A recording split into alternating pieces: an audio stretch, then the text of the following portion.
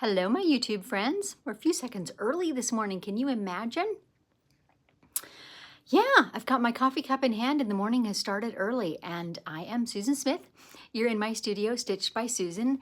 And today you get a double whammy. So there's this little live chat this morning, and then I'm actually live streaming quilting on an actual project at 9 a.m. Pacific time. So that's in an hour and a half from now. I'm just going to turn my camera a little. So yeah, double whammy today. 2 days ago, I was showing the 5 generations of quilts that have happened in my house. Most of them live in my house still. And I got thinking about the different ways that they are bound and finished, and I thought that might make a great topic, and lots of you expressed interest. So that's what we're gonna chat about today.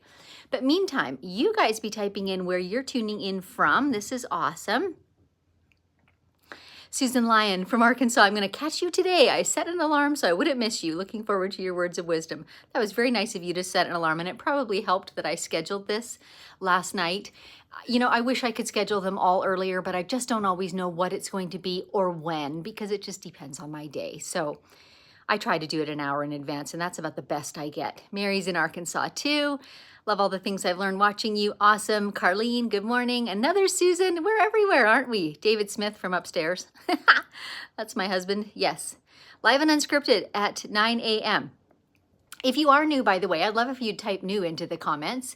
But if you're new to my channel and don't know this, twice a month I try to live stream the quilting of an actual project. So it's in real time.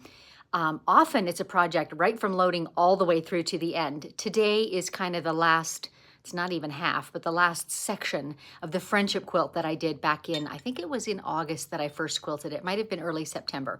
So working on finishing that up. So talking about just things as I'm quilting. So I chat about the decisions that I make, the choices, why I do things. And so it's not a lesson per se, it's just you getting to come into my studio and watch over my shoulder. So we do that twice a month. Always on a Friday morning, always at 9 a.m. Pacific time.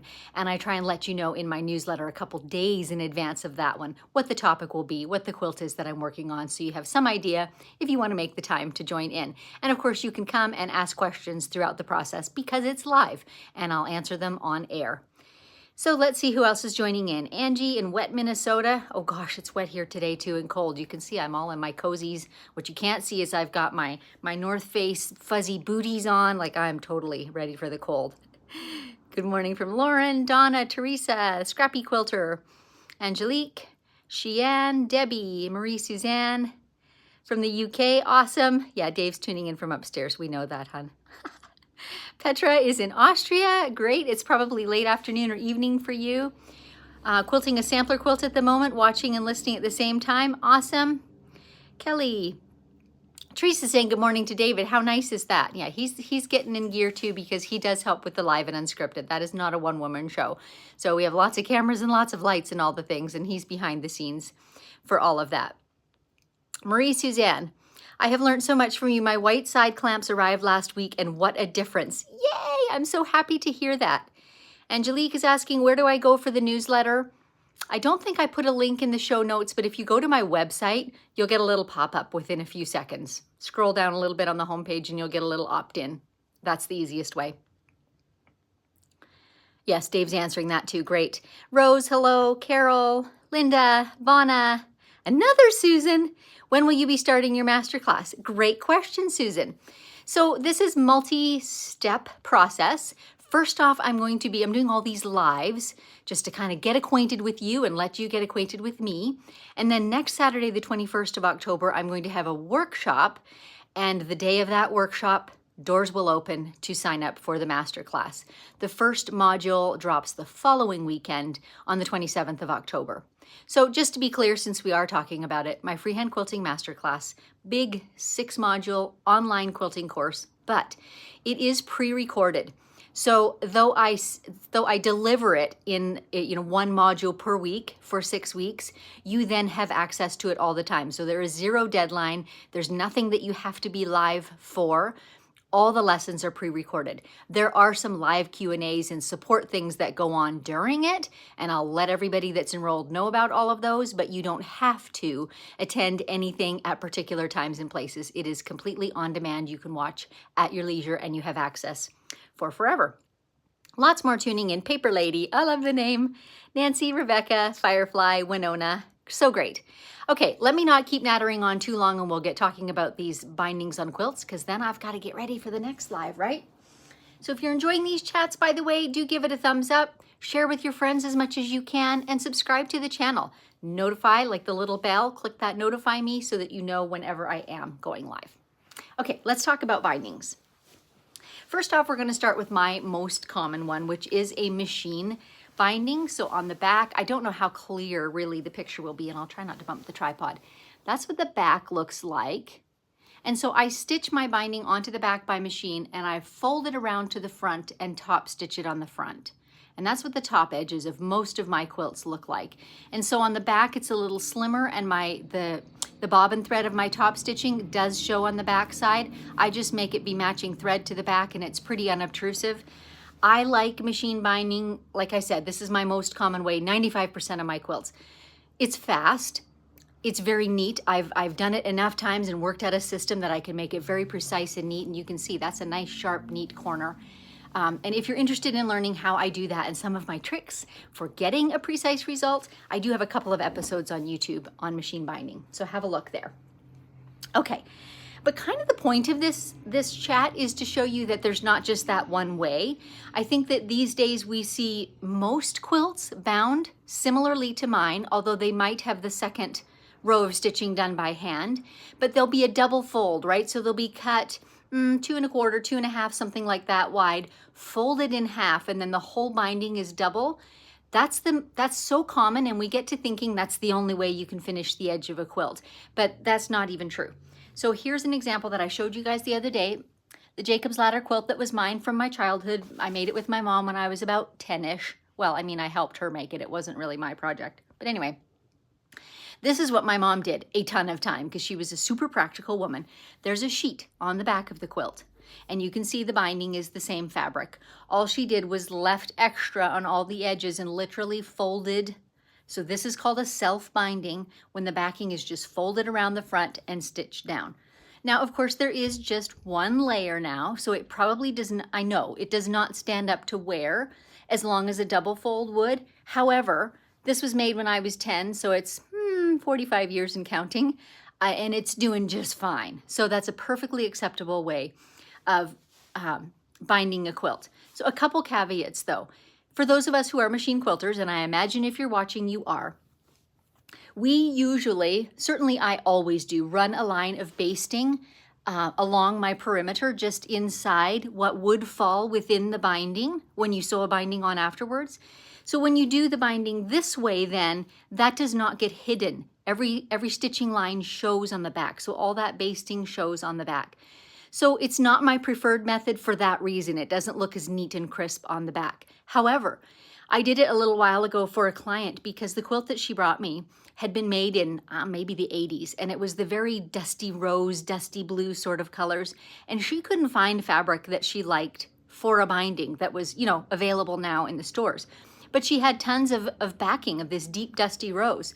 So we actually did do that self-binding, and I think on my Pinterest account, which is also stitched by Susan, I did a story pin with photographs and measurements and how I did that process. But it is an option, and it was a good solution then because we didn't have to worry about the fabric not matching or being 30 years newer or 40 years newer, right? We just used the same fabric that was already in the quilt. So I just paid a little more attention to my basting stitch so that it was as neat as I could possibly make it, and I didn't do a whole bunch of traveling and scribbling thinking it's going to be hidden later, right? So that's one method. This one, if you were watching the 5 Generations of Quilts, featured in there too, also my mother's quilt. But here's what I want to show you on this one. Look at this corner. There's 2 kinds of binding. So on the one side, she self-bound it with that fabrics just folded around. And on the other, she put on another binding, which is a slightly different shade of gold. So I suspect what happened is that she didn't have enough of this orangey backing fabric to do all 4 sides. So she did 2 of the sides with it, and then she put something else on both the other sides. And clearly she didn't have enough of this background either. She had to buy yet another gold fabric and put it in there.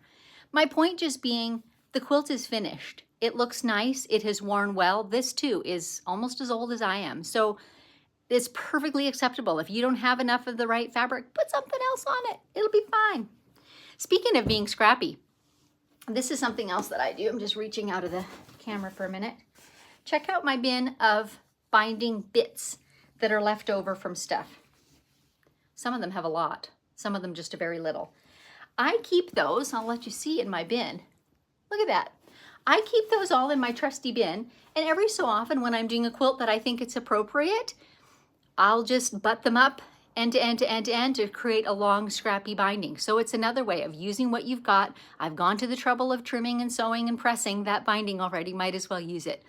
In practice, I usually, it's got to be, I would say 16 to 18 inches long to me to be worth saving. I've seen people do it with shorter, but you get to having a lot of seams in it then. But it works because I always, 45-degree, the butting up of one fabric to another. I just do that all the way along, and so I get the angled seams, and it works pretty nicely.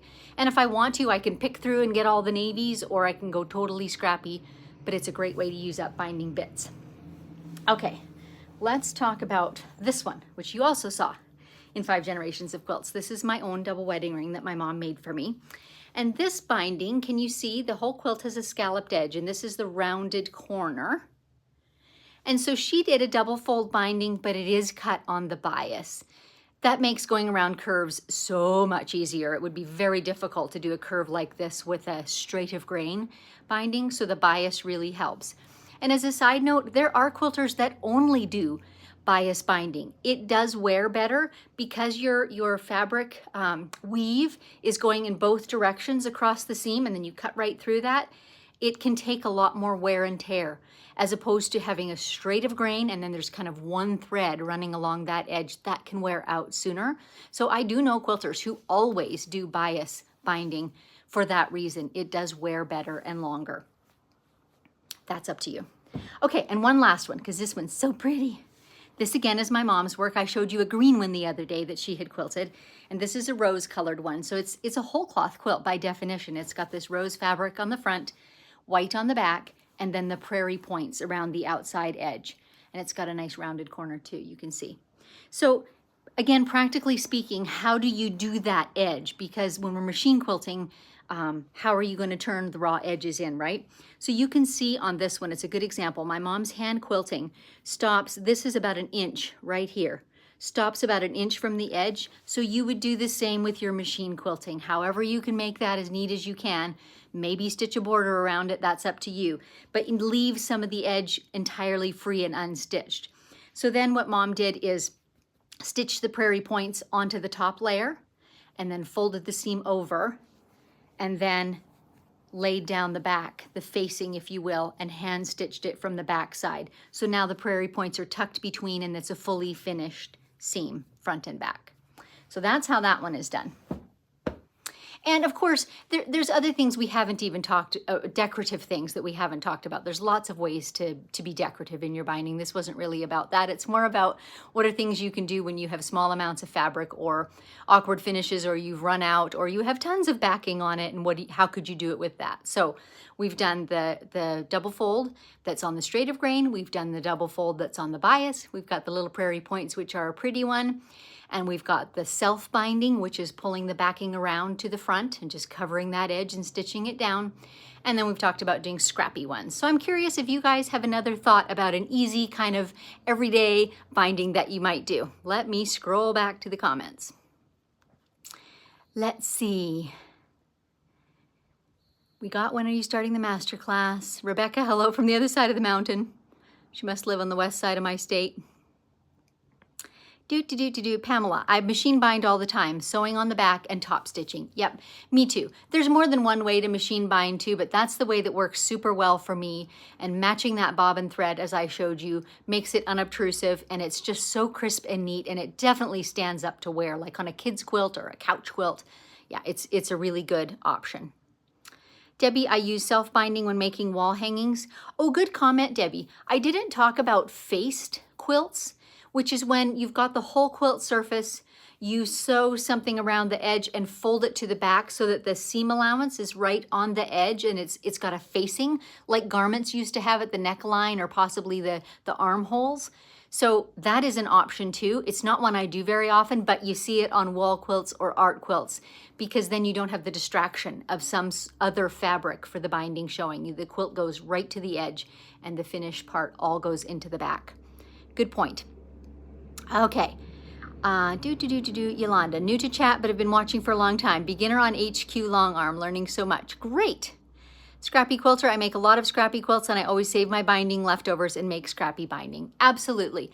And even, especially if you're doing straight of grain binding, when I quilt, you often have 4 inches on that top edge from where you've attached your quilt. Other parts of it, you might have, more or less excess backing fabric, but I save a lot of those long strips. And even a lot of my clients that I have a working relationship with, I'm like, can I have that one strip? And so my scrappy basket of strips, mostly wide enough to cut binding out of if I wanted to, is always growing. So whether I use it for scrappy bindings or whether I use it for scrappy quilts, I've just always got that library of scrappy fabrics. Very fun. I love scrappy. Tammy, I love that you talk about how quilting was done in days gone by, using what you have and how it will still keep someone warm. Absolutely. That's my heritage, right? That's how my mom and my grandma made quilts, was with whatever they had. So, fiber content, hand quilting, like you saw, the self-binding, just whatever you had, that was what you worked with. And so that to me is part of quilt making. It's not art quilts, but it's the meaning of quilts is in that altogether. Janice, I'm one of those bias binding always. Yep, you're not the only one, Janice. And I see the reason for it. I totally do. I just don't want to spend the time doing it all the time. Angie, I actually like machine stitching binding to the front and hand stitching to the back. There are lots of folks that love that too. So there you go. Teresa West, I've done the self-binding but cut enough to double fold it. Yeah, I could see where that would work, Teresa, and that's actually a good thought. Good thought. So I'm not going to get into the logistics of how you do that, but if you want to see the single fold one, I did do a little story pin with that on my Pinterest board. If you look for self-binding on my Stitched by Susan account on Pinterest, you'd be able to find that if you want more details. Okay, you guys, we're at 17 minutes, so I'm going to run. I'll be back in just over an hour. We'll be live streaming. I'm working on my friendship quilt that a group of my students and friends made for me, so hopefully finishing it up during the show today. So it both has an edge-to-edge design in the center and piano key border around the edge. There's a few different techniques showing in that one, and that's what we'll be working on today. So that'll be at 9 a.m. Pacific time. So again, if you're enjoying this chat, would you please give a thumbs up and subscribe to the channel? Click the notification bell to know when new ones are coming. And this was day 19 of 30. So 30 mornings I'm coming live each and every day talking about different things quilting related. Feel free to submit your questions. You can do that easiest by emailing me info@stitchedbysusan.com, and I'll be happy to answer if I can. So thanks for watching, and I will see you in an hour or tomorrow. Have a great day.